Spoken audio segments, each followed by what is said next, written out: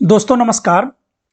एक सूचना निकल करके आई है और ये देखिए सूचना ही नहीं, ये एथेंटिक सूचना जो है ये जारी कर दी गई है किसके थ्रू, यानी बीपीएसएससी, यानी जो बिहार पुलिस का जो ऑफिशियल वेबसाइट है, यहाँ से ये सूचना निकल करके आ रही है।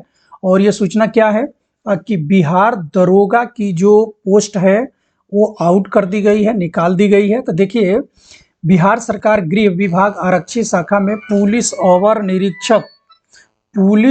निरीक्षक के रिक्त पदों पर प्रतियोगी परीक्षा के आधार पर सीधी नियुक्ति हेतु विज्ञापन ऑनलाइन आवेदन पत्र प्राप्ति की अंतिम तिथि 5/11 क्या है 5/11 तक जो है इसकी ऑनलाइन अंतिम तिथि रखी गई है। यानी ये सूचना जो है, ये विज्ञापन जो है निकल गया। लास्ट डेट जो है 5/11/2023 रखा गया है। अब देखिए इसमें क्या क्या चीजें हैं, ये थोड़ा सा आप लोग डिटेल में समझ लीजिए। देखिए रिक्तियों की जो संख्या है, ये रिक्तियों की संख्या है 1275, ठीक, यानी 1275 जो है इसकी रिक्तियों की संख्या है।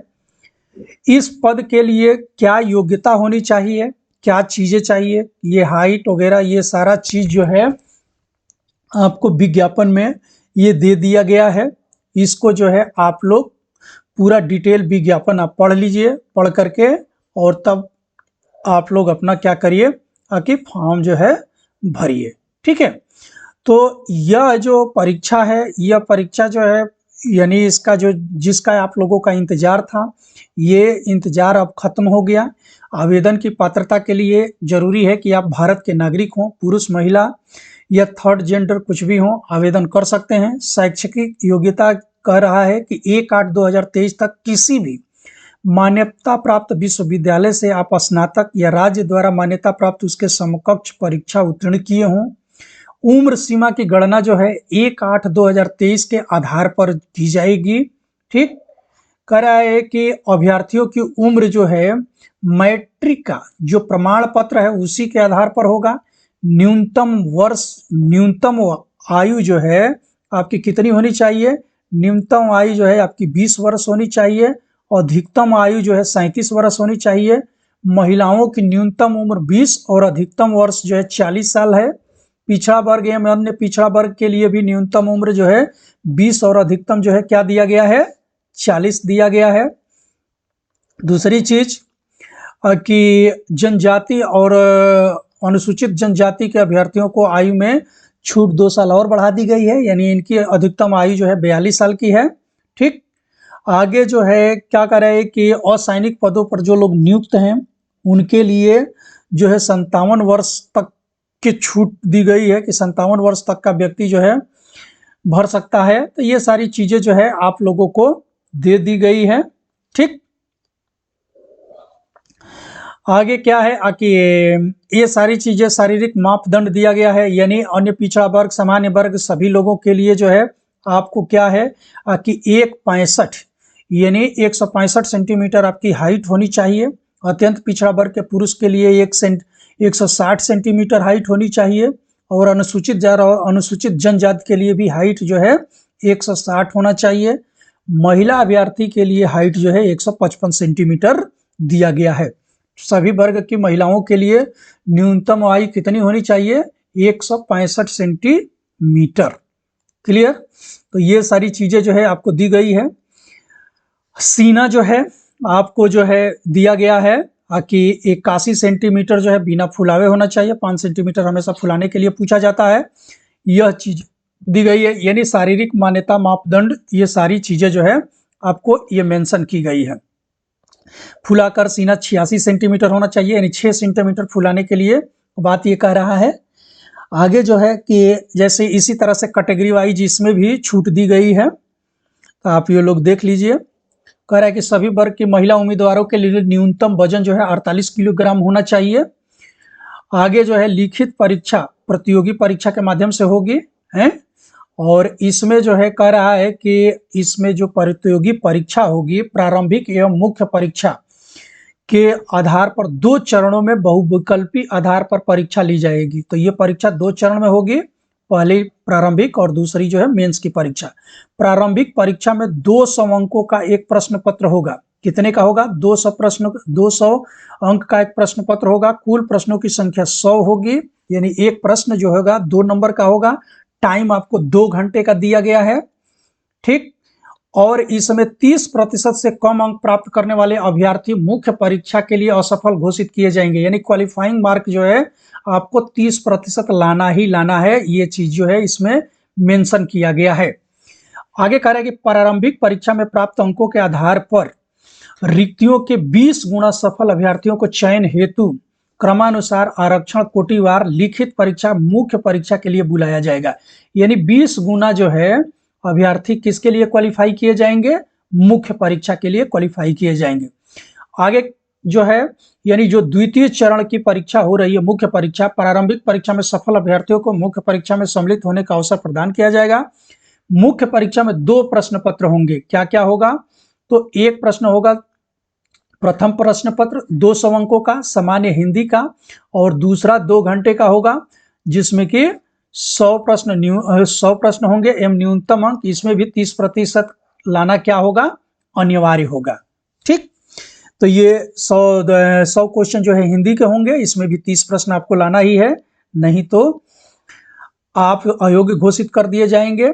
दूसरा चीज है कि कह रहा है कि सामान्य हिंदी प्राप्त का पत्रांक मेधा निर्धारण में नहीं जोड़ा जाएगा। ये चीज देख लीजिए, यानी यह भी मेंस में भी आपका जो फर्स्ट पेपर है वो क्या है? क्वालिफाइंग है। जो हिंदी का पेपर है इसमें मात्र 30 नंबर लाना जरूरी है, ये क्वालिफाइंग है। द्वितीय प्रश्न पत्र सामान्य अध्ययन एवं सामान्य विज्ञान, नागरिक शास्त्र, भारतीय इतिहास, राष्ट्रीय भूगोल, भारतीय भूगोल, गणित, मानसिक योग्यता जांच से संबंधित होगा। द्वितीय प्रश्न पत्र का पूर्णांक भी 200 का होगा, कुल अंक 100 होंगे एवं परीक्षा की अवधि 2 घंटे होगी। दोनों चरणों की परीक्षा में प्रत्येक उत्तर के लिए क्या होंगे?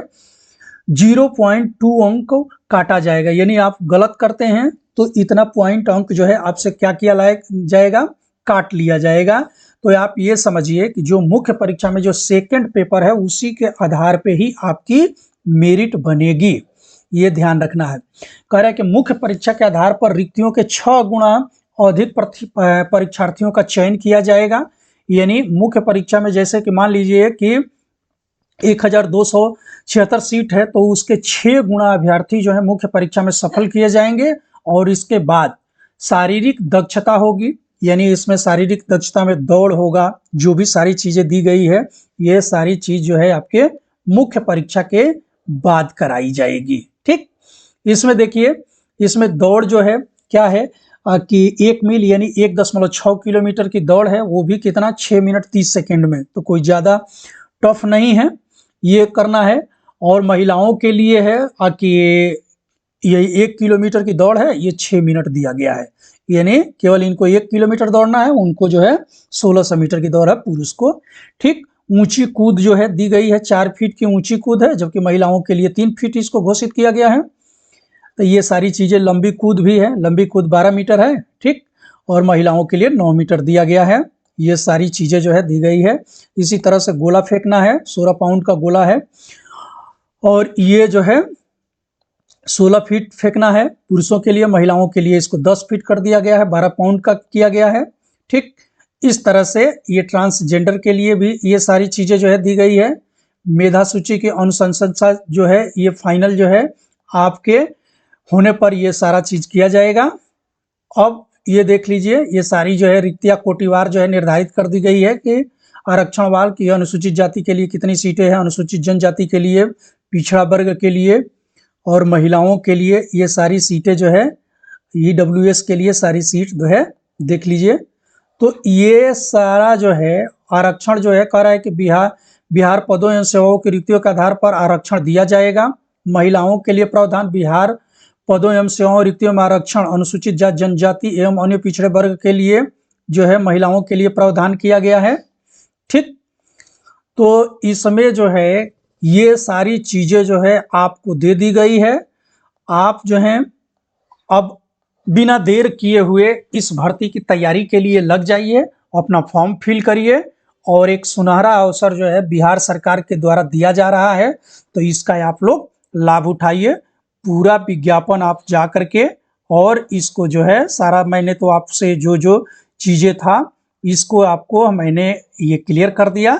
इसका सारा विज्ञापन आप जा करके या मैं भी इसको लिंक दे दूंगा, वहां से डाउनलोड कर लीजिए।